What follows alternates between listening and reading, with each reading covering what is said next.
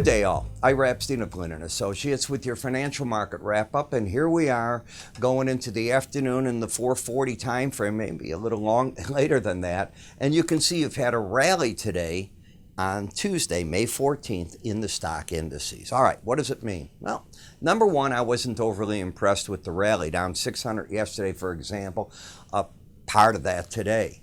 This looked to me more like a relief rally back up than it is anything else. I'd be surprised if the bears don't stick their heads out if it continues on, but it's not a market call, it's just what I'm seeing the rally to do. Oh, there you go. How is that timing? You can see that means it's 12:45. If you take a look at the weekly area chart of closes, I had drawn this line this morning. I wanted to see where the market was. Actually, yesterday I drew that line, because not this morning, this was yesterday. And you can see how you've made up some ground.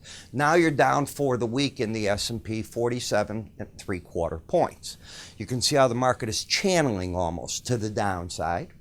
If you take a look, the pattern is one of lower highs, lower lows, which continues bearish. To negate that pattern, you have to get over the 28.9950 area. A lot of technicians think the market might be headed to 26.50 for a number of different reasons, but that's what they are seeing on their first crystal balls. I see the 200-day average as an important number. Frankly, I was hoping today you'd reach for that and then get the bounce. You didn't, which tells me if you rally and start down again, these two areas are areas you watch to see support. When we take a look at Bollinger Bands, that's all you did is climb back into the Bollinger Band today. It's not overly impressive.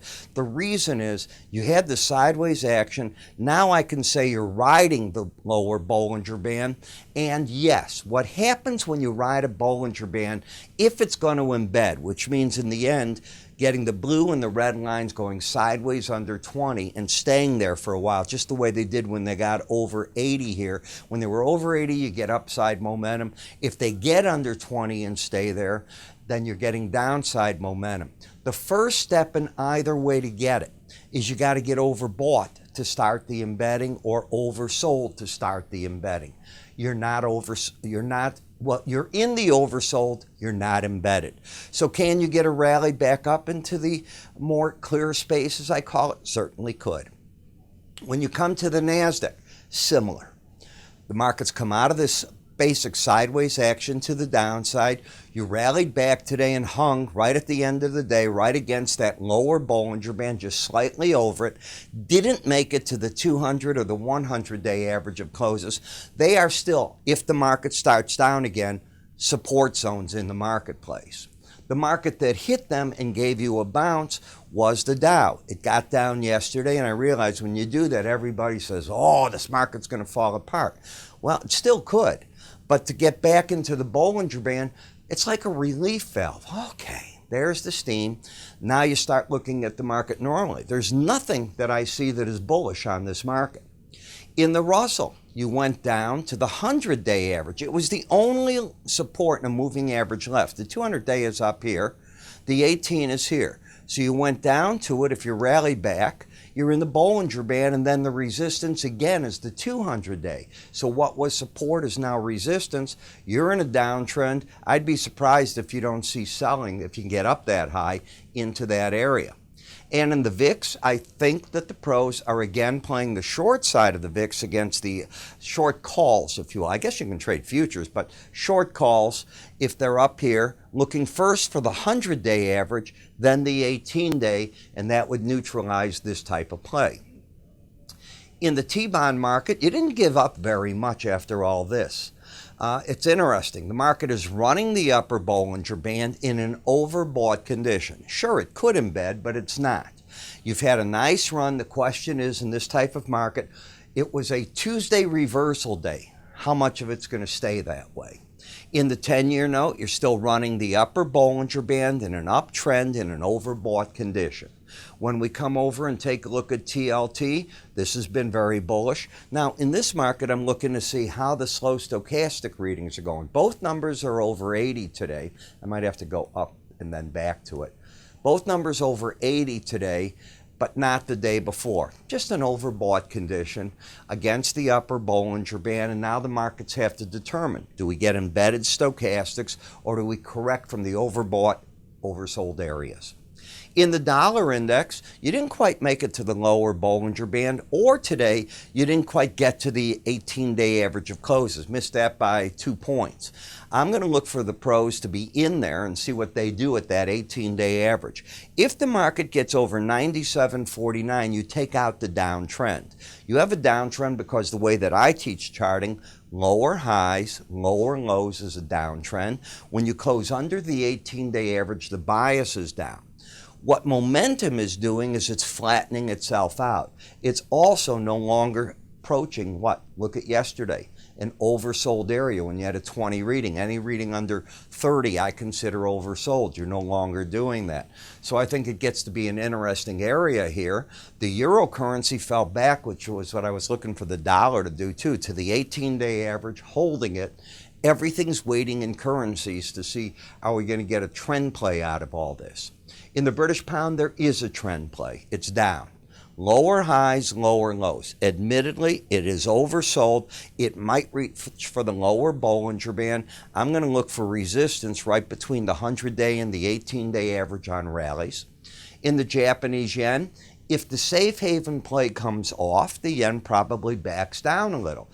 But today's rally in stocks doesn't mean that you're not going to see, if you get another break in them, people not running to this market yet. So you're caught, in my opinion at this point, between the upper Bollinger Band and the 100-day average. You have a market in the slow stochastics where both numbers today were over 80. Yesterday they were both over 80. And the day before. So that's embedded. You've got your making of that. If the red line gets under 80, the odds favor, if that occurs, that the 100-day won't hold well, and you might be headed back towards the 18, especially if 91.12 were taken out and the 100-day is 91.22. In Bitcoin, I think the market's going to try to reach back down here and try to get back to that upper Bollinger Band level. But is it bearish? No, you got an embedded reading, you got the trend up, but the odds of staying over Bollinger Bands very long, 5% of the time, is about all that they do it. And I count each consecutive day they are over it as one of those 5 percentage points. So you've got a small percentage play here of staying over it much longer. That doesn't mean you can't be working higher just on the other side of the band. Hearing about yesterday 4 tankers, whatever happened to them, I'm hearing there were holes blown in them. Today, hearing the Saudi pipelines had drone attacks, and I realize Iran is innocent. Well, it's putting up the Brent versus the WTI crude. Of course, I'm being facetious. In looking at the Brent right here, you can see how the market's fighting at the 18-day average. It's got higher lows, higher highs, but it's staying under that 18-day average. It's not yet throwing the market up. Close over that number, especially after a day like today, and I think you restart the move back to the upside. I don't know what would trigger it.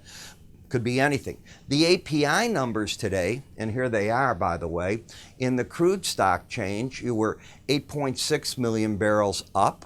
You were 0.57 million barrels up on the gas stocks and plus 2.2. These are not the numbers, I'm telling you, this market was looking for.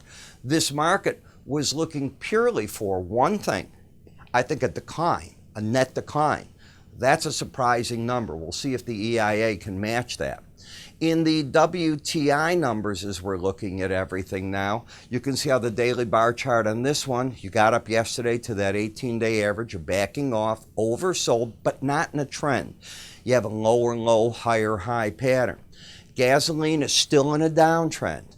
Get up and over 254, close over the 18-day average, and the uptrend can start again in it.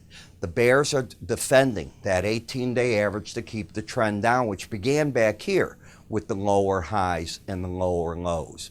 In nat gas, you're in a resistance zone now, and I stuck my neck out and said, I wouldn't be surprised if on a seasonal basis this is the low area now, period, past tense.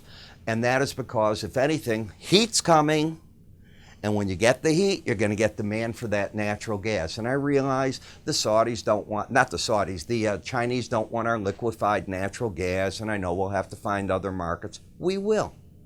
But we're going to consume a heck of a lot of it going into the summertime, and that's the important thing. Now let's talk about what I want to offer you. Guide to Technical Indicators, Volumes 1 and 2. This covers, you see what I'm talking about, but a myriad more. Do you like Gann? Do you like Fibonacci? Are you interested in time-price relationships, money management? It's all here in these 2 volumes. How we send it to you is a link. You click on it, it opens in your right on your computer screen. If you want to save it, you save it. And yes, it's printable as well. It's in full color. Each one of the volumes is about 23 pages. It's free. You can either call my staff. You can go to my website at www.iraepstein.com. You'll see our carousel of free offers come up. Choose what you want and go from there.